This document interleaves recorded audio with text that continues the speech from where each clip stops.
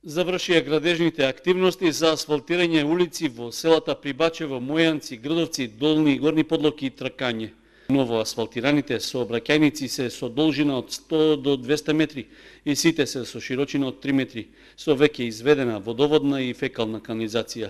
Градежните работи ги изведуваше фирмата Коп Инженеринг од Студеничани, а за изградбата на улиците беа наменети 2.672.000 денари од буџетот на општина Кочани. Со постојана комуникација со местните заедници и стручните служби од општината и понатаму ги следат потребите од инфраструктурни зафати во другите населени места.